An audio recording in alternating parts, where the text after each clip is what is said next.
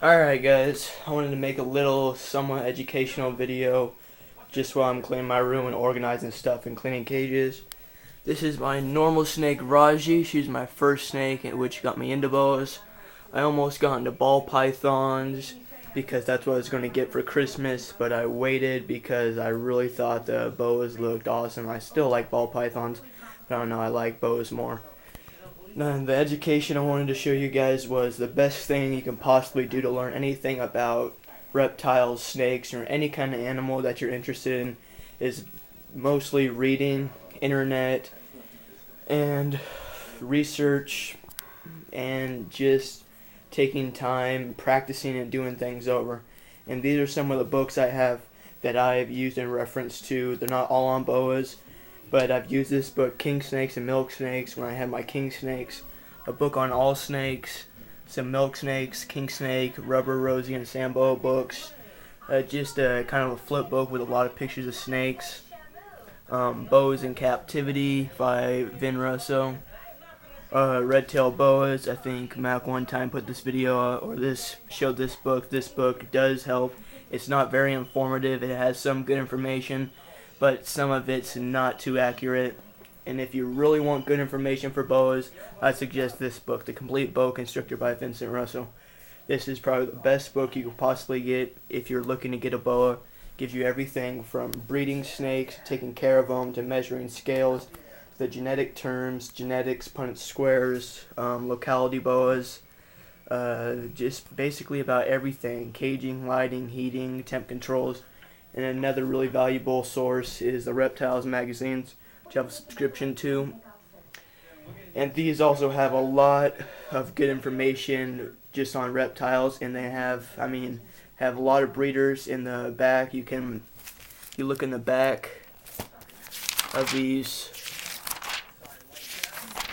gives you a little list and ads with a lot of bigger breeders that you can get all kinds of animals from in different sections. And I would really recommend this magazine to anybody looking to get a reptile before they get one. And also this book, this big book, is called Snakes by Someone Green. This is a large book. It is on so many things. It's on almost every single snake, mostly on venomous snakes. It's a pretty technical book that gives you information about almost everything except specific species breeding. But it is an extremely good book. I got it for Christmas. Not sure how much it is, but it's a really good book. If you're looking in, just like to see boas, pythons, poisonous snakes of any kind. It has every single poisonous snake, colubrids, and a lot of different things in it.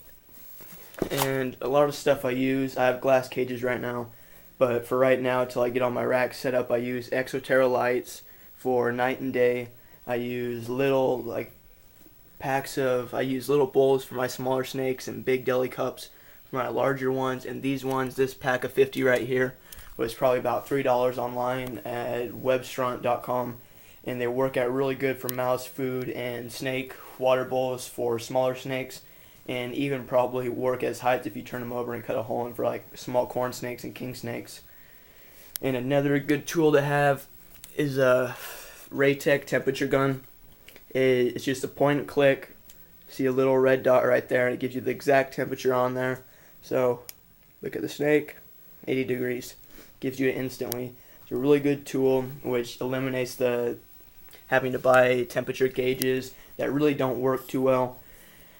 And one thing, or a couple things I wouldn't recommend, these are handling gloves. I got these when I got my second snake from Exotics by Nature. When I first got him, he was striking at me, and I was pretty scared to hold him. And if you're going to use gloves, it's probably going to make you more scared. I wouldn't hold him for a long time. Would barely hold him with the gloves. And as soon as I told myself, screw it, if you're going to get bit, you're going to get bit, everything started working out better. And if you wear gloves and they get used to that, then when you take them off, they still might think you're food.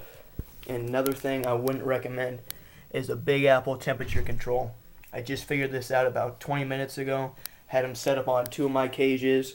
One of the lights wasn't turning on. I went up and looked at it, and it's been flicking and kind of going crazy for about a week. and the temperature inside the cage was 75 degrees in a boa's cage throughout the whole entire thing. And I don't know how long it's been like that, but I took it out and just used the light. And if you're going to get proportional thermostats, well, if you're going to get thermostats, get proportional thermostats. Really good ones are probably the Helix temp controls, which I'm going to be getting, and the Herpstat Pros. Those two, I'm most likely getting the Herpstats. I'm going to get a couple in a couple weeks. And I just think these things advertise that they're really good, but honestly, they're not accurate. They say they're inaccurate by 2 degrees, and I honestly think they're extremely inaccurate. I haven't dropped it, got it hot, got water on it, haven't done anything to it, and it's just not working good. So if you're looking for thermostats, Helix or Herpstat are probably the best choices. And again, good information, books on snakes, internet, just doing research in the library or on the internet. Another good way to learn stuff is to find information and use it and practice with your animals. Or if you don't have any animals, practice with somebody who has animals, because that will give you a kind of feel for if you're going to do it. I didn't do that because I didn't know anybody with any snakes, but I've learned from several people who are big time breeders that it's a lot better to learn from people first than just go out and do it, because you might change your mind.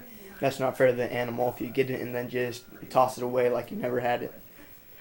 And another good thing someone told me, if you're breeding snakes, this is kind of an inside tip, get your females first. No matter what snakes you're getting, get all your females first, that you're going to breed your high quality males. If you get the high quality female or get the pretty nice females, let them grow for a couple years, and those really expensive males that are $5,000-$10,000, their prices are probably going to drop significantly in the next 2 years. And remember, females need 3 to 4 years to grow for boas and a lot of other snakes, and the males only need 18 months. I mean, my male right here in this cage, I got him in April of this year, and he was about 3 feet long. Now he's pushing, I don't know, probably around 5.5 feet long, leaving sperm plugs in the cage, and he is 100% able to breed right now.